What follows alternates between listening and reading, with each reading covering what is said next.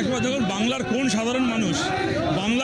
সাধারণ হিন্দু মমতা ব্যানার্জিকে বলেছিল যে আমাদের পুজো করার জন্য মন্দিরের অভাব হয়েছে, আপনারা জগন্নাথ মন্দির, এটা মহাকাল মন্দির বানান, তবে আমরা পুজো করতে পারবো?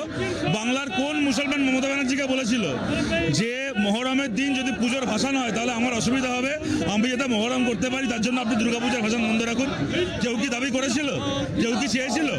এই রাজনীতিগুলো তো পশ্চিমবাংলায় আমদানি করা হয়েছে মমতা ব্যানার্জি আর শুভেন্দু অধিকারী নিজেদের ভোট ব্যাংক বাড়াবে বলে। বাংলার কোনো সাধারণ হিন্দু, কোনো সাধারণ মুসলমান তো এই মেরুকরণ চাইনি। মাঝখান থেকে তার জন্য বলি হচ্ছে বাংলা সত্যিকারের মানুষের স্বার্থগুলো।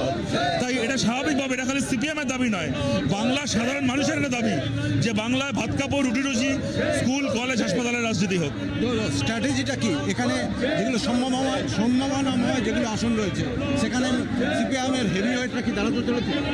দেখুন, আমাদের সিপিএমের হেভি ওয়েট বলতে কি বোঝেন জানি না। আমাদের এখানে কেউই হেভি ওয়েট নয়, কেউই লাইট ওয়েট নয়।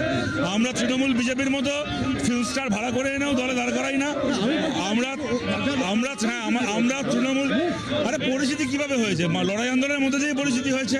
যারা ইতিমধ্যে পরিস্থিতি পেয়েছে তারাও দাঁড়াবেন, আবার অনেকে আছেন যারা এবার প্রথমবার দাঁড়াবেন এবং মানুষের আশীর্বাদে তারা গোটা বাংলায় পরিচিত মুখ হবেন। সবই হবে না, সম্ভাবনাময় জায়গাগুলোতে সবই সম্ভাবনা হয়। কোনটা যাব? দেখুন, আমি আপনাকে খুব সৎভাবে বলছি, নিশ্চয়ই যে কোনো দলের মতো আমরাও জানি কোন জায়গায় আমাদের লড়াইটা বেশি সম্ভাবনাময়, কোন জায়গাটায় লড়াইটা শক্ত। কিন্তু আমি তো নিশ্চয়ই ভোটের আগে তা মিডিয়ায় বলবো না, যাতে করে কিনা বাকি জায়গায় যেখানে সম্ভাবনাময়, যেটা অতটা সম্ভাবনা নেই বলবো, সেখানে আমাদের লোকেদের মনোবল ভেঙে যাক।